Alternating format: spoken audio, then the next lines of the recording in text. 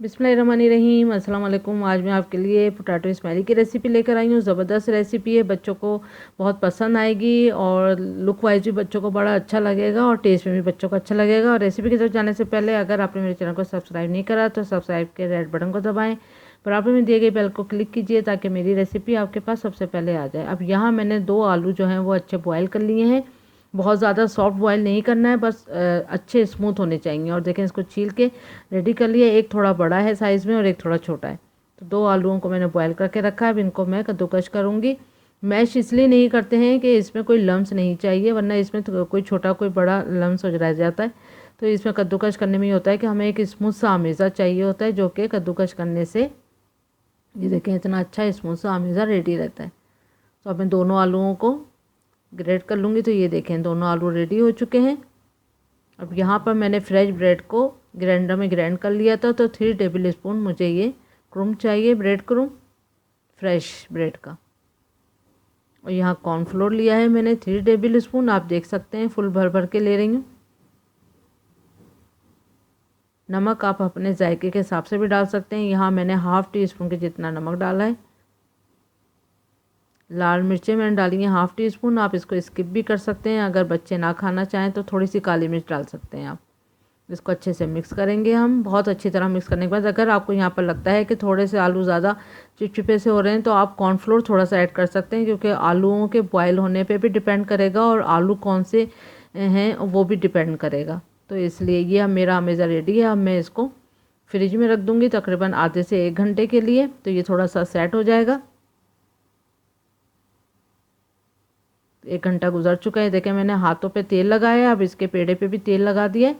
अब मैंने यहाँ पर रोलिंग पिन पे, बेलन पे 2-3 ड्रॉप्स ऑयल के लगा दिए हैं। और यहाँ पर मैंने जो पॉलीथीन बिछाई है इस पर भी मैंने ऑयल लगा दिया है। तो अच्छे से आपने इसको सेट कर लें और इस पर भी ऑयल लगा दें। तो इस पर ही हम बेलेंगे ताकि ये चिपकेगा नहीं और इजीली ये निकल जाएगा। तो सब जगह इस पर ऑयल लगा देंगे।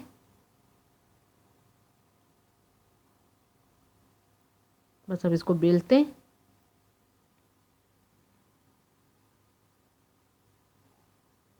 तो आधे इंच बस रखना है हमने इसकी मोटाई, इससे ज़्यादा नहीं रखनी है ना इससे कम, आधा इंच होना चाहिए बस।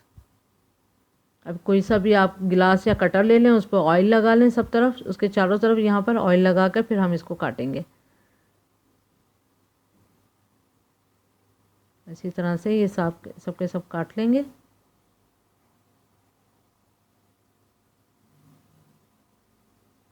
आप कोई सी भी कटिंग दे सकते हैं, अगर आपके पास कटर हैं तो स्टार काट सकते हैं, कोई फ्लावर का शेप भी काट सकते हैं। मैं गिलास की मदद से आपको बता रही हूँ।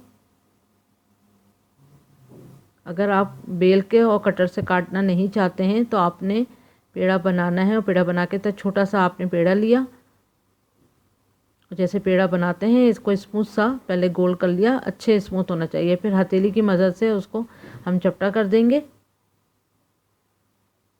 साइज़ आप पे यही डिपेंड करता है कि यही साइज़ होना चाहिए ताकि अच्छे लगेंगे वो। ये देखें इस तरह से रेडी है। अगर आप बेलना ना चाहें तो आप इस तरह कर लें।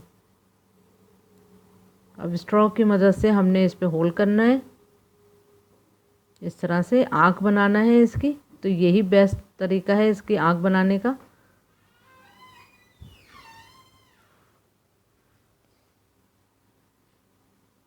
तो दोनों आँखें बनने के बाद फिर हमने स्पून पे भी थोड़ा सा ऑयल लगाना है। ऑयल लगाने के बाद फिर हमने इसका मुंह बनाना है, स्माइली मुंह। तो ये स्माइली फेस हो गया इसका। आँखों को थोड़ा सा बड़ा करेंगे, वरना अगर आप रखे रहने देंगे तब भी ये मिल जाएंगी, या फिर हम फ्राई करेंगे तो इसलिए अच्छा सा गैप होना चाहिए मुंह में भी और आँखों में भी। अब सबको हम इस तरह से रेडी कर लेंगे। ये देखें ये सब रेडी हो चुके हैं और सब मुस्कुरा रहे हैं। अब इनको हम तलेंगे। तो एक अच्छे गरम तेल में हमने इनको फ्राई करना है। ये नीचे बैठ जाएंगे और जब ये थोड़ा फ्राई होने लगेंगे तो ये ऊपर उठ के आएंगे। हमने इनको इतना फ्राई करना है कि अच्छा गोल्डन कलर आ जाए इनका। मीडियम ही आंच पे हमने इसको फ्राई करना है। अच्छा गोल्डन कलर आ जाएगा तो ये क्रिस्पी भी हो जाएंगे। लेकिन अगर हल्के कलर पे आपने इसको निकाला तो इतने क्रिस्पी भी नहीं रहेंगे और ना ही ये इतना अच्छे लगेंगे। तो कलर भी बहुत अच्छा होना चाहिए। लुक अच्छी होगी तो बच्चे बहुत शौक से खाएंगे। लंच बॉक्स में भी दें बच्चों को। ये देखें रेडी हैं। उम्मीद करती हूँ आपको ये रेसिपी पसंद आएगी। Thank you for watching. Like करें, सब्सक्राइब करें, शेयर करें। अल्लाह हाफिज़।